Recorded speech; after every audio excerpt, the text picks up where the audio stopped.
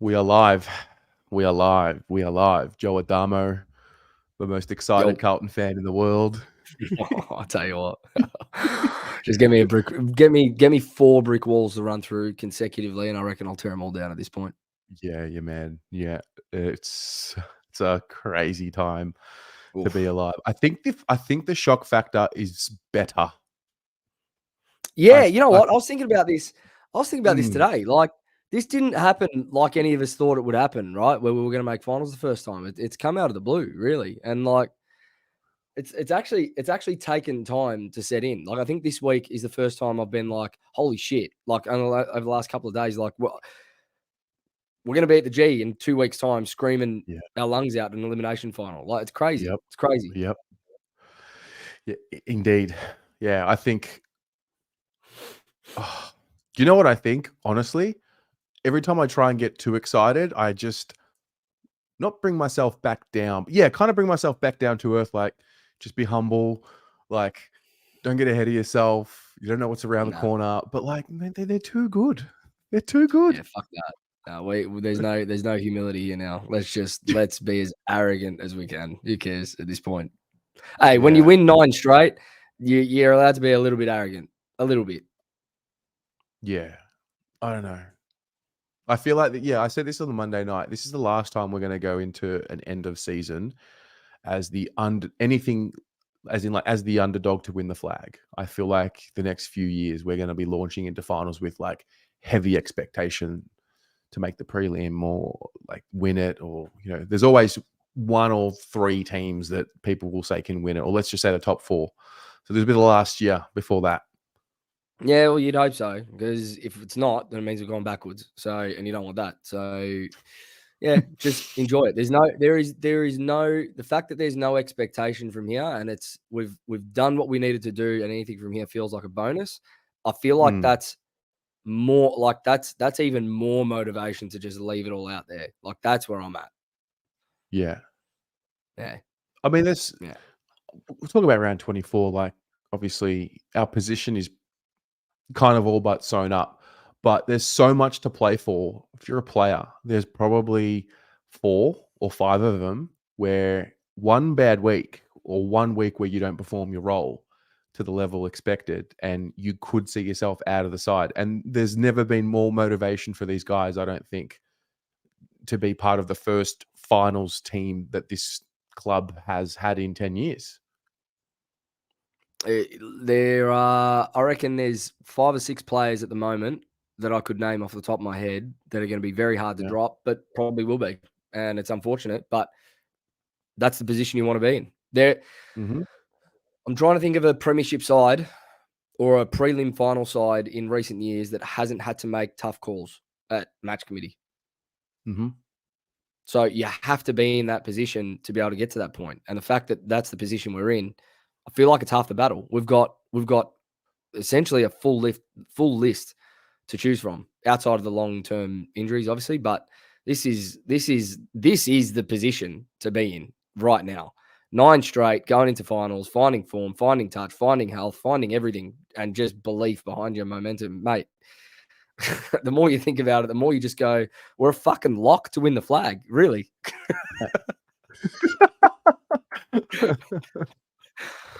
What do you think? What's your philosophy on this week? Resting players and that, like getting them, like, how do you see it? I think if they're sore, genuinely, give them a spell. Yeah.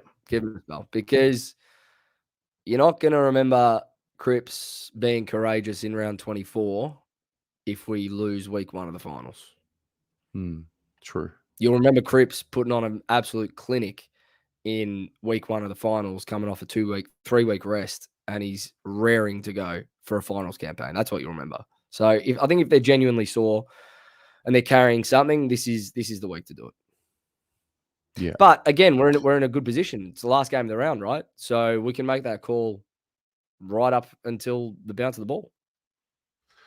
Manny here is our resident Collingwood supporter who loves the Blue Broad YouTube channel. Yeah, that's all right. Manny, thanks for being here. But listen, Here's a little stat for Manny. No side has ever won the flag, losing 2 of their last 4 in the home and away season. And I can tell you, it's not the Blues that have lost 2 of the last 4 games in the home and away season this year. So Yeah. you can stick it. Yasu Manny. Yasu. Yeah, Manny's also a Greek fella. So, Joe, and you guys at home, what would you do with selection this week? We just heard the press conference. Vossi said Walsh is good to go.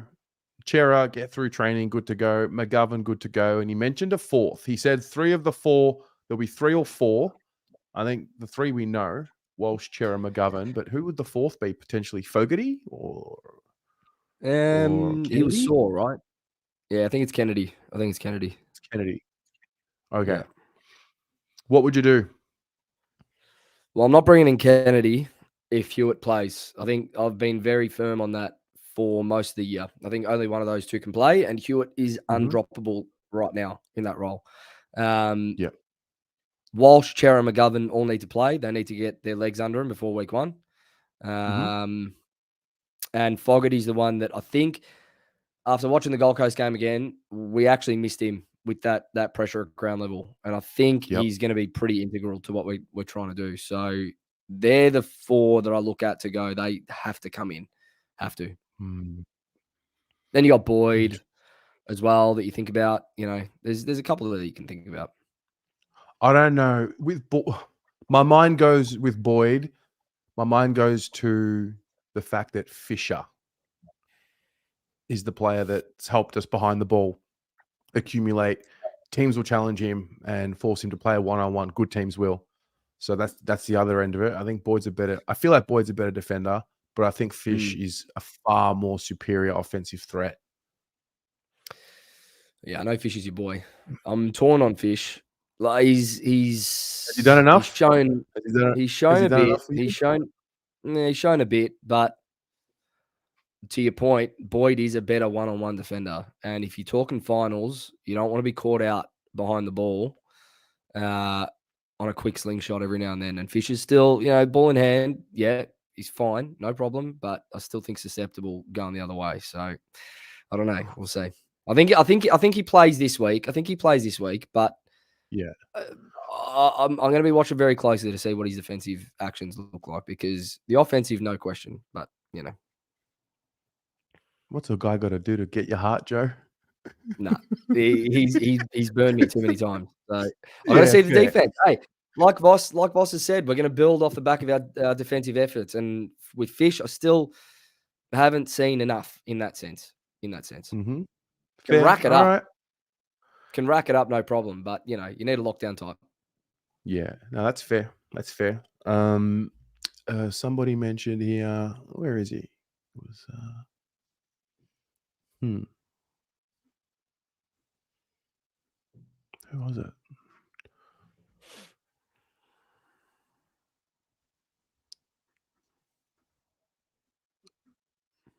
Stand by. Oh, Ethan. He's considering getting a BA pin. Yes, mate. Oh, yeah. Well, consider no more. Get it done. There it is. Sharp. The link is in the live chat. They should be here in time for our first final. Imagine that. If you were on Instagram, you would have seen the update. Sea of BA pins at week 1. Love it. Yeah. Well, mate, they're going to go up to $18 by the end of September. If people aren't careful, they're going to miss out on the discount. Get in. They're sharp. Yeah. They are sharp. Yeah. Joe, what else is on your mind when it comes to Carlton? What else have you been thinking about? Just a lot, man. Like, it's just a lot of positive thinking at the moment. Like you said, it's interesting to hear what you said pre-show about getting excited about a team for once. But like the most excited we've probably ever been in our lives, It's the, like you said earlier, it's the idea of how loud the MCG will be, because it's been built up so much. Much.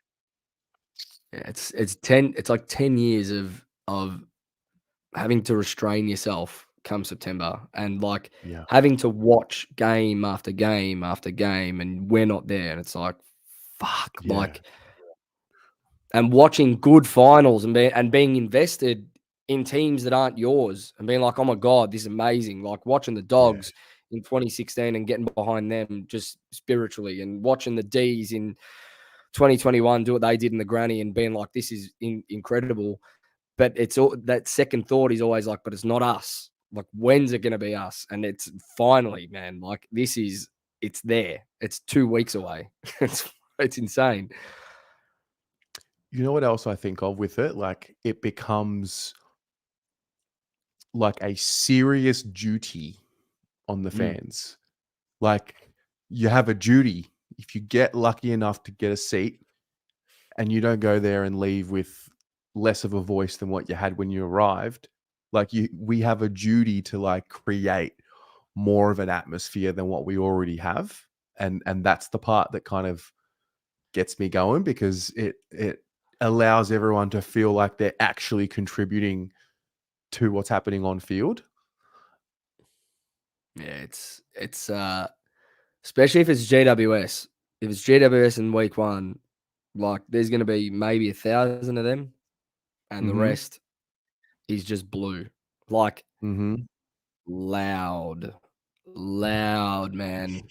Like we're talking decibel levels we've never heard. I remember when Richmond made the 2017 finals, and there was this momentum behind it, and Dusty had just signed. And I remember they set up a decibel reading at the ground for the first goal, and they tried to break the record for, I think it was the loudest crowd at a sporting event. And I think they got 4th overall all time. And I'm telling you, I reckon we can genuinely break that record with the drought that we've had to suffer through come week 1. Imagine first bounce, clearance, Cripps, Walsh laces out Charlie on the tit, and he goes back and slots it. Oh my God. Oh, It's fuck. the fourth quarter. It's like, oh my God. it's I don't know. Look, we got to get through this week and then we can keep dreaming, but I know. that's the best part. We're here to talk about the last round. I know. It is. Ood with the 80 says, can't wait. Hopefully Walsh and Chera is in. I think it's safe to say Walsh and Chera and McGovern are going to come in. And then it's just a matter of the rest. If Fogarty comes in, if Kennedy comes in. Kennedy, let's I talk was going to about say, Kennedy. what are your thoughts on Kennedy? Because I've said mine. I know you're a Dow man. I'm on board with Paddy Dow, and now the discussions all of a sudden, which is a positive, the discussion has evolved to, if Kennedy and Dow is available, which one do you pick? So my thoughts are Kennedy at his absolute best is still ahead, but he's missed a lot of football right now. Yep. And Dow, I feel like after last week, I feel like every week he's been back in the side, he's gotten a little bit better each week. And then when I saw him last week dancing through people, I'm like, kind of want one more week with him in the side, just one more week. So that's where I sit. But if we're going to make a run at a flag, you got to integrate Kennedy, I think. I disagree.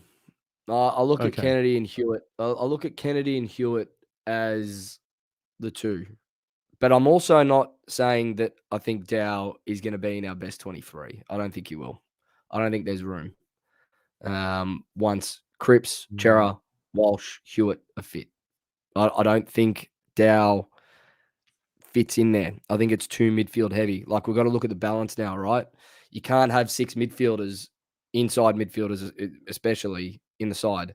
And the balance already sort of starts to shift when you've got Cripps, Hewitt, Walsh, and Chera, let alone trying to add Kennedy and Dow into the mix. So I don't know.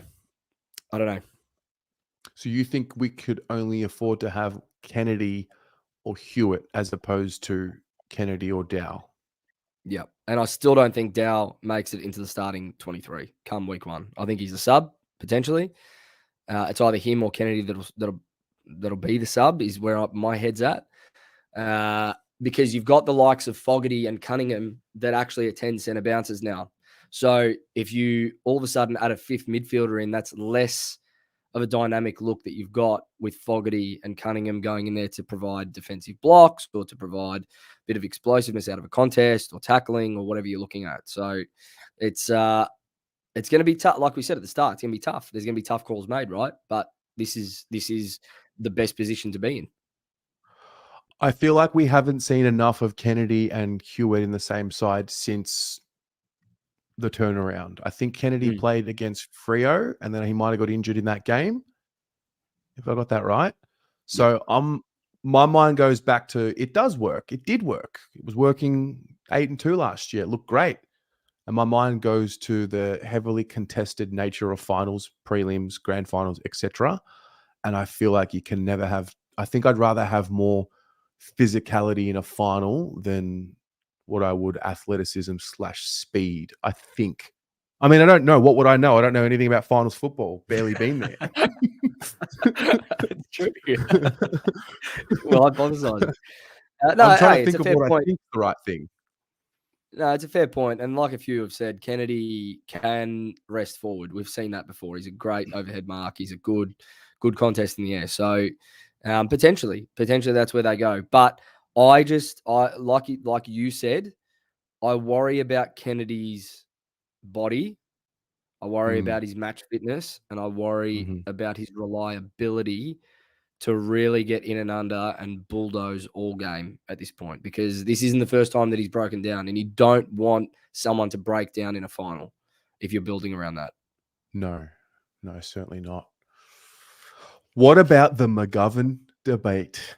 The one where it's like, do you think it needs to be McGovern or Marchbank, or do you think you can slide out Cincotta and leave Marchbank in with McGovern? Nah, I think Marchbank writing on the wall this week. He's been good. His intercept marking's fine. His ball use is great. I think his decision making and execution is still too slow for what we're trying to do, and I think that's been made very clear in the last couple of weeks when he's been susceptible under pressure. I think I would rather have Marchbank and McGovern in the side, and I love Cincotta, but I just think maybe I'm stuck in the past, but I just think it's Marchbank and McGovern. Marchbank and Wiedering are our 1 and 2. Not with Kemp. Well, Kemp's the third, and McGovern's the fourth. I don't know. Too many? No, because I think Kemp's agile enough to play on smalls and talls. I think Marchbank's smart enough to read the ball and play on smalls or talls. Newman's still there.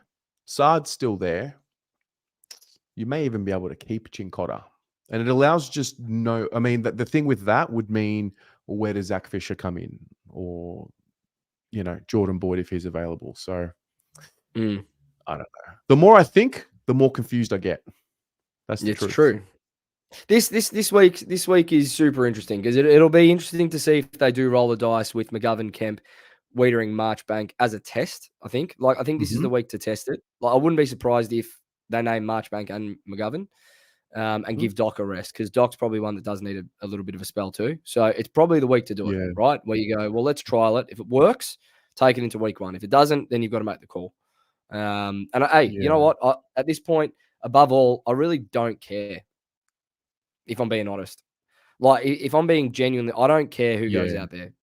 I do not give a shit, because at the end of the day, I reckon we've seen about 8 iterations of this side over the last 10 weeks, and every single week they've been able to get the job done. Yeah, true. We'll find a way. We've got a lot more talent available now. That's the thing. The chat seemed to think that Doc will be out with calf tightness because apparently Channel 7 are reporting it. I can't see it. I can't see that. I got nothing on the Twitter. Yeah, I can't see that yet, but I'm sure that'll pop up eventually. Channel 9 says Walsh, Chera, McGovern are in and Doherty's out. Stephen, thank you. But who else is out? Channel 9, great. Who else is out? Guys, help a brother out. We're out here live trying to get the Tom Brown. Here we go. Tom Brown. God. Doherty has had calf tightness all week. Couldn't train Okay. extensively, so he's out. Carlton certainly seem optimistic he'll be right for week 1. There you go. Okay. That's from Tom Brown. That is Tom Brown. That makes sense. And Yep. this is going to sound a little, not getting arrogant or too confident, but the pre-finals bye, we are going to be heavily advantaged by it. And it won't always be that way, but I mean, Martin, Kennedy, Harry, Chera Walsh, I think I said Cripps. Harry, Cripps. These are the guys that really need a rest, who are really banged up. So even Hewitt to an extent. I'm sure Hewitt's a bit sore. Yeah. So to get that pre-finals buy-in, in addition, like so Doc, for example, now he'll have the 2 weeks off. Great.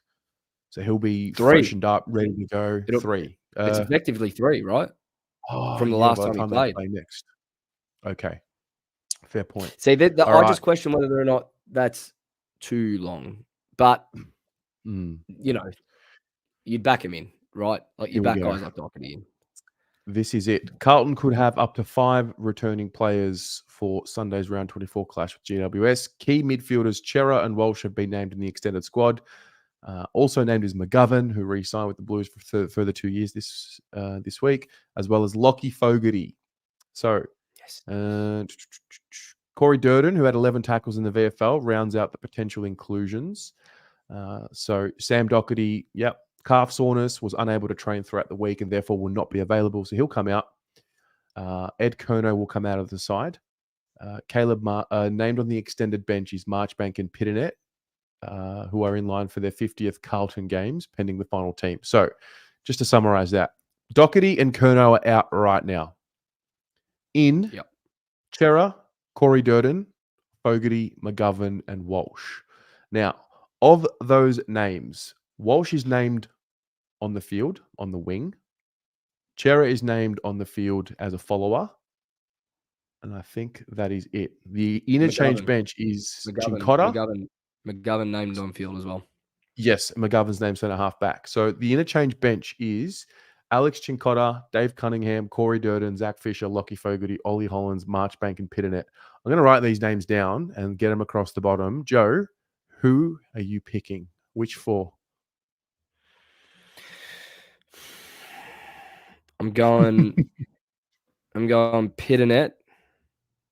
Okay. I just think we've got to roll with 2 rucks. I'm going Pitto, Fogarty, Chincotta.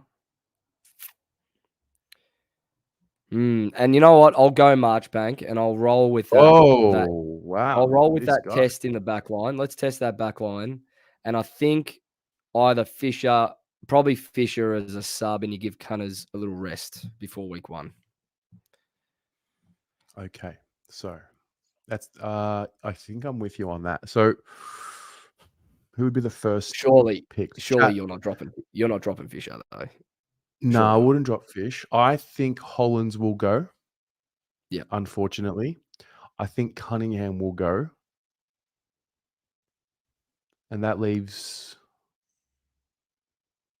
I've got to get rid of 4? Fuck. I think Chincotta will go and Corey Durden. Okay. And I think they'll play Fogarty, Pitto, Marchbank, and Fisher. And then that would one be of the other 4 as a sub. Yeah, then I would put...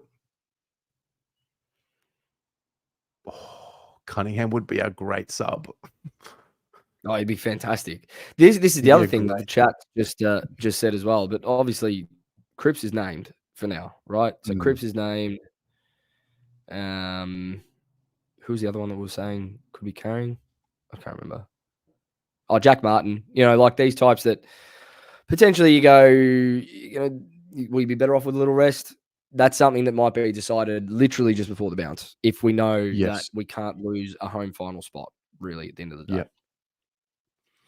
What do you guys at home think? Yeah. Jacinta, what's going on with JSOS? JSOS is hurt. Didn't he? He hurt his knee again, right? Same joint sprain, same knee. So first one kept him out 4 weeks. or 3 weeks, whatever it was. So I would assume we're looking at 3 or 4 again at a minimum if he's redone that. That's so So unlucky. unfortunately, that sucks. But that's footy. Mm-hmm. Wayne, is there any way to get back into the team for Matt Kennedy now? Yeah, wow. He Good wasn't even question. named. Wasn't even named. Not surprised. See? Yeah, not P. Dow. surprised. The way that, as in, yeah, well, Paddy Dow. Well, Paddy Dow's named on the field. He's going to get a crack. Hey, I'll tell you, anyone that bought Paddy Dow stocks, when I bought Paddy Dow stocks and you saw the dip and you bought again and then you saw another dip and it was 1 cent and everyone jumped off and it was bankrupt and you're like, fuck, nah, you know what? I'm going to stick around. I'm just going to put all my chips in. I'm going to triple down on Paddy Dow. That come up at the moment is sweet to see. Sweet. Yeah. He is playing inspired footy at the moment. I'm telling you. Watch him closely. It's not just the little side steps. It's not like he's tackling, his clearance work. You say it all the time. He's a player where it's clicked. And when he's got a little bit of time with footy in hand, he's not burning it. He's actually thinking. You can literally see him thinking his way through situations. It is fantastic to see. Fantastic. He sure is blue bagger. I like this one. Paddy Dow wins the Norm Smith medal. I'll cry. I'll already be crying at that point, but I will sob like a baby if that happens. Yeah. Chincotta would be an elite sub. He would. We gave him a year deal. We gave him a contract, I'm pretty sure. Yep. Well deserved. Absolutely. Hey, that back line is just shored up for like the next how many years? Like at least 3 years now, where we're going to see the same personnel back there. That is huge. Like thinking further than this week and finals this year, that is massive to have that back line all sewn up. Huge. Mm-hmm. Well, I'm going to share my screen here. I'm going to put it, where are we? Yeah, here. You just look here for a moment. So I think at the start of the year, when I look at this squad, right? Oh, sorry. Hang on. Like, so at the start of the year, Kemp, we thought potentially, like he hadn't shown it yet, but there's no doubt now. Come the end of the season, he's locked himself in there. Not a question. Yep. I don't know how this will actually play out, to be honest with you. So we'll leave that one there. But yeah, I mean, if Marchbank's fit and healthy and earns himself a contract and we can trust the body, that's a big win for us. McGovern's signed and locked away. We don't really have too many contract issues now with that back line. Nope. None. Wow. None. I tell you the other thing that I've picked up on as well. So Walsh, Cottrell, Hollins, the running power of just the three of them alone. I do want to see the three of them in the same team a little bit more. Akers though, because of the Akers as well. Yeah, he is a runner. He's a really good runner. So I think 3 of those 4. I'm with you. I think 3 of those 4, and I think Ollie Hollins is unfortunately just going to be a little bit unlucky. Just considering, look, we all love Ollie. I think he gives his all every week. But if you're talking finals, you need experienced bodies in there, and you're looking at Walsh, Cottrell, and Akers, and I'm taking those 3 before Ollie any day of the week at this point. Unfortunately. Yeah. So you think we need 3 of the 4? Yeah, it's fair. Especially with, I mean, this is without Doc. So like, if Doc's in the side, he's in there as well. Yeah. This is almost, if I'm looking at this, you add Doc in there, that is almost what we're taking into week 1 of finals. Yep. There are some names there that are going to be unlucky. Very, very, very unlucky. Yeah. Man, I do not envy having these conversations at all. No. Also, shout out Corey Durden, just to get his name back in there, 11 tackles, got a bung shoulder, just fighting there, Shout out to Durds. Yeah, he'll come good. I think next year's the year for Durds. He needs an uninterrupted preseason to get a good run at it, I think. And if he can get that under his belt, add some tackling prowess to help the smaller ground level, I think there's a spot for him. Yeah. Well, you know what I've also now I've been able to really buy into, even though I've bought into the word patience, but with Dirds, with a lot of them, it's like, just wait. It's okay. Mm. I think so. You know the PTSD term and all of that, and people are still a little bit iffy and all of that. I think for me, it's I don't fear losing. What I feared before they came good was, are they going to be another basket case and not fulfill their potential? Whereas now I'm like, they are officially fulfilling their potential. They're not, it's not those random names that we saw for 10 years come and go to the club and you barely remember them now. And no disrespect to them as humans, but like, fuck, mate, some of the players that have come and gone and worn the monogram, it's a little bit, it's not good. Yeah. So that fear is gone. So I can now be patient and say, mate, these kids are in a good system. They're going to become men real soon if they're not already. And I trust the system that they're in now. I think it's also like you don't fear losing week to week now. It's going to happen at some point. You're not going to win everything, but it's Yeah. more so I've got no fear that first off they're not going to come out of the blocks and play their brand. And if they don't come out of the blocks, that they will fight like we saw against the Suns. Like sitting there against the Suns, even after quarter time, everyone at the pub that I was at was like, no, like we'll kick you. Like it just depends how close we can get by halftime. And you saw it. So it's that fear of, I think it's that fear of going in each week and thinking, what if they just don't turn up? That's gone. That's gone. Because you just know you're going to get something from this team at some point every single week. It's crazy. So true. Rob's asking, any chance for premiership salamis? I feel like this is to you, Joe. Yeah, we need to get down to an open training before finals to hand out our almost Blues Brothers MVP. I think Charlie's 2 votes behind Ches, so it's going to be decided this week. It's going to be it's a big week for those two. Oof, and trust Charlie's me, going to. they want this salami. I'm telling you, it's fucking unbelievable. Adrian Salerno, where does this leave number 33?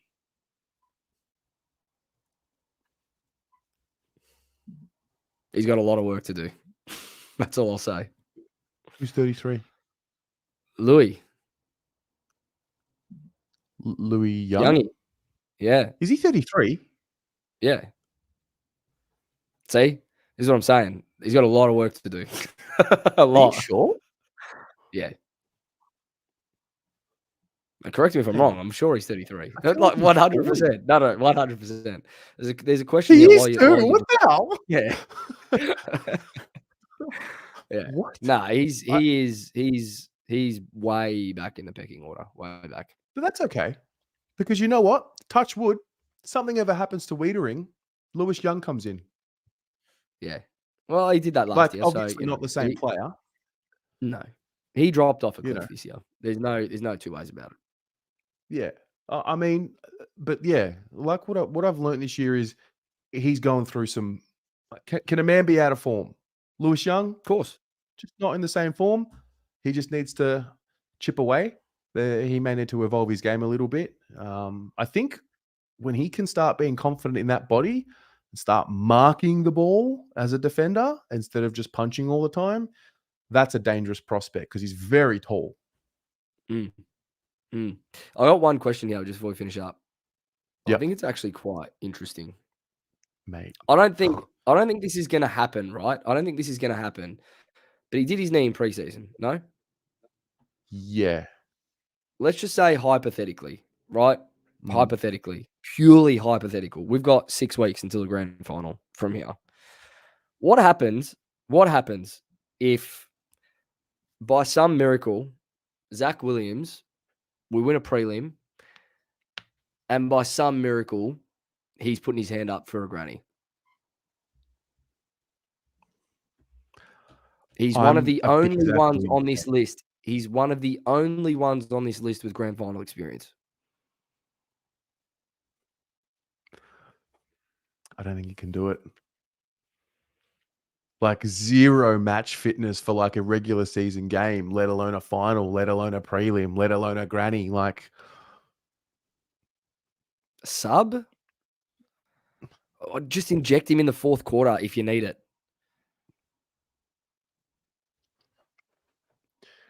I don't think so. It's tempting though. It's very But tempting. It is very for tempting. me, it's more about he's going to be the one that leads the charge for the back-to-back because Yeah, that's true. That is true. This back line, and I think the way we move the ball was catered to him. And there may be a theory. I have a theory. The way that we moved the ball out of our back line was pretty slow in the first half of the year, right? I think we were trying to figure out how to not have Zach Williams in there because he's a guy that he's quick. He's quick with his decision making, hits targets under pressure. I think now we've got between Newman and maybe Chincotta to an extent, we've got that, we've got that zip out of the back line a little bit more now. So, I think Zach Williams, I don't think anyone is sleeping on Zach Williams, but he's going to be a big addition. He's a lock in the 22 when he's back and fit and healthy. I think that's a good take. Very good take. Yeah. Measured. So, and just imagine how motivated he is. Imagine having what you want to do every day taken away from you like this, knowing you've put the work in, and he got into some serious shape, and cruelly was taken away from him. So if Charlie's injuries taught me anything, it's when it's taken away from you like that, you really appreciate it, and yeah, he'll be back. I like it.